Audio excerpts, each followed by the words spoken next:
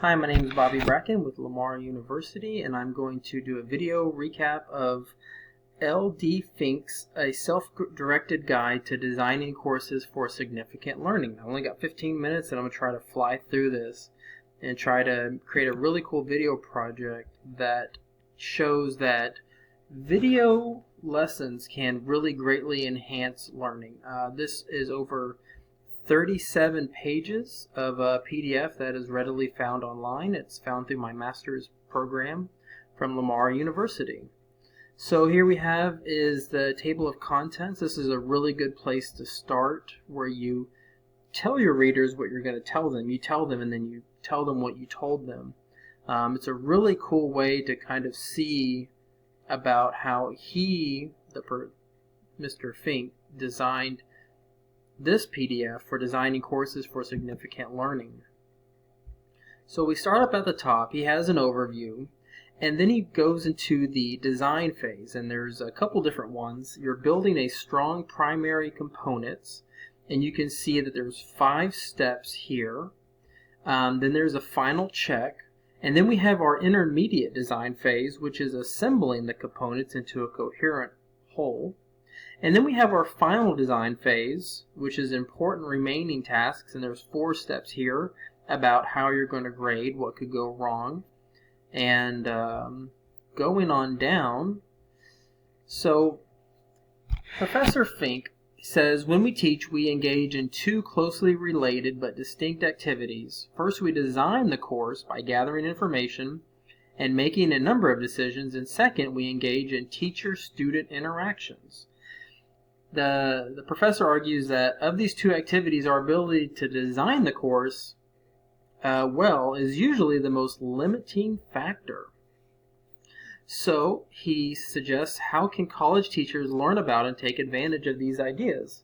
And so his PDF here, Self-Directed Guide, is intended to introduce a useful and systematic process for designing courses.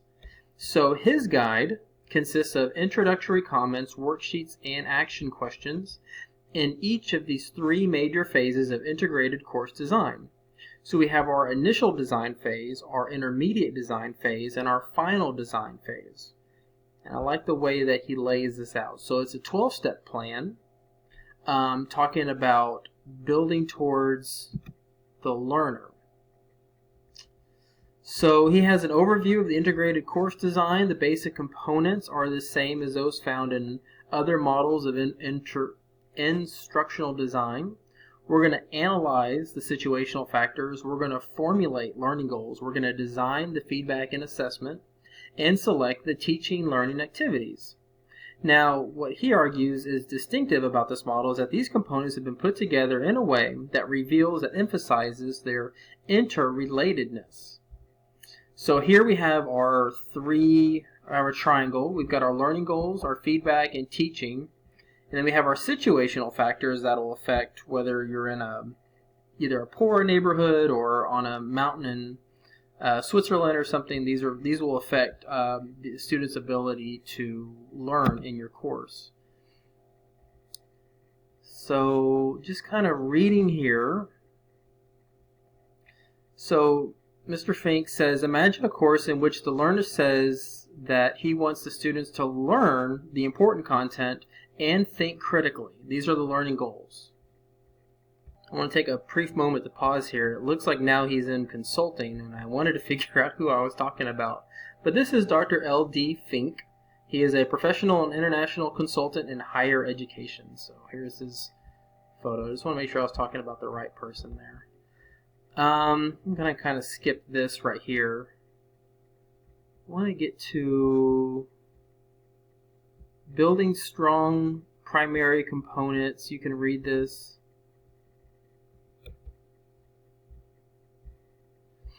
I like this one right here. So right now I'm on page 5.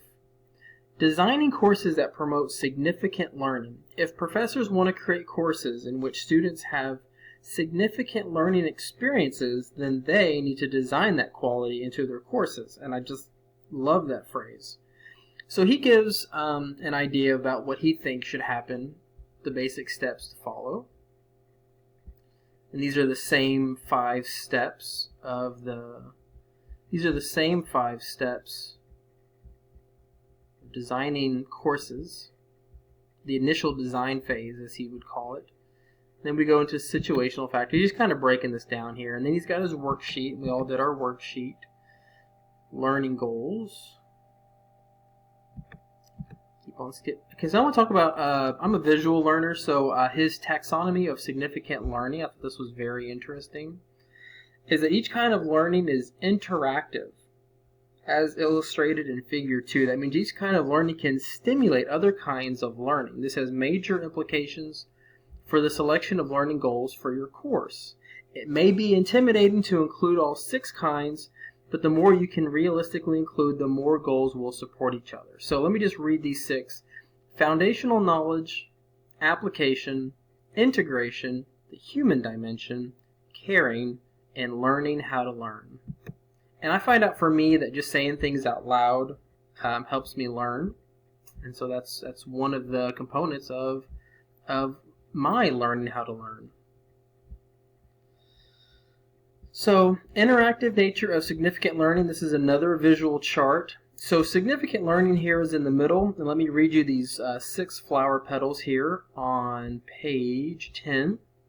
So we have our foundational knowledge, our application, integration, the human dimension, caring, and learning how to learn. He signifies this in the middle with our significant learning, which is right in the middle. I think this is another visualization that he had. I'm all for visualizations. Here's our second worksheet, which hopefully that you did in our Lamar class. Feedback, step 3 in our feedback.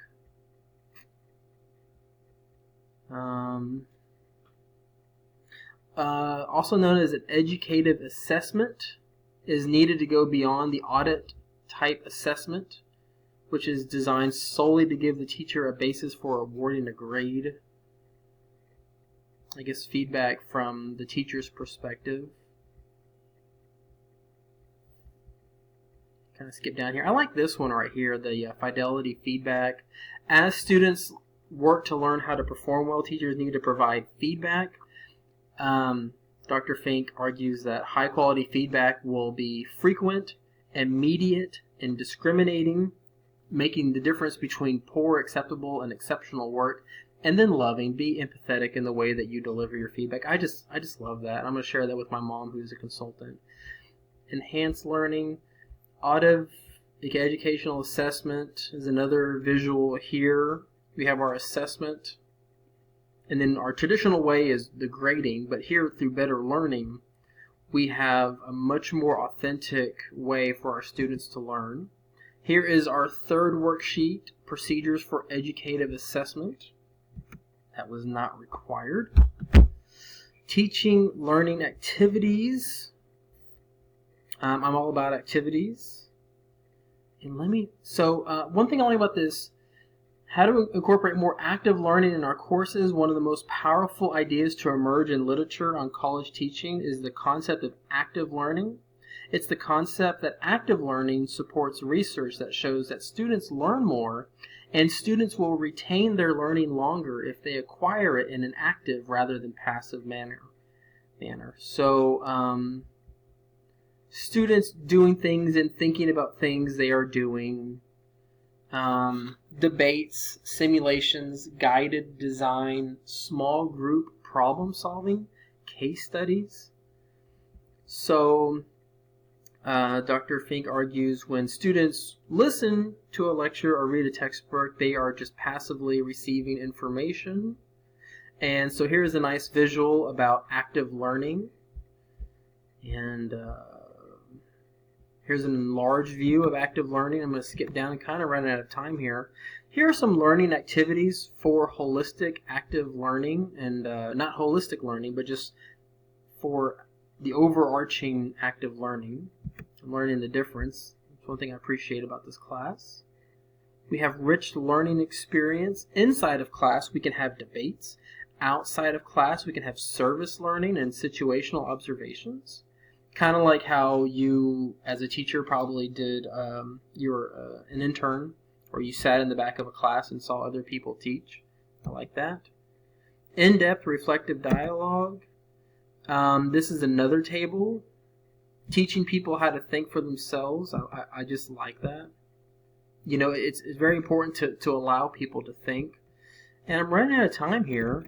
Worksheet for designing a course. You can follow along there. Final check. And I'm only on page 24 out of 37. So let me just kind of fly down here. This is where you start getting in the weeds, and there's a lot of information here. The instructional strategy, creating the overall scheme of learning activities, sequence of learning activities. You're probably more familiar with that. The final design phase. So how are you going to grade? And Dr. Fink argues 4 important remaining tasks need to be undertaken in order to complete the design of your course. How are you going to grade? What could go wrong? I love this. How many of your students are going to try to obtain reading material in the library at the same time? These are just things to think about. In today's digital world, there's almost unlimited copies, but think, you may run out of Chromebooks or iPads. Let the students know what you're planning through a syllabus.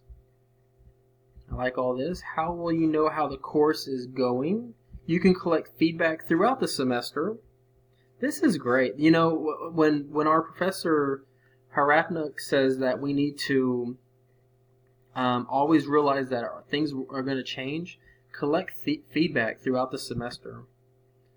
Well, I'm almost done here. The concluding here, we finished designing your course. There's a lot of work that's going to go into this.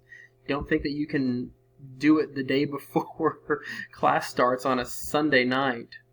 And then 7 principles for formative feedback. I really enjoyed going through this verbally, and hopefully you enjoyed it too. And y'all have a good week, my Lamar classmates.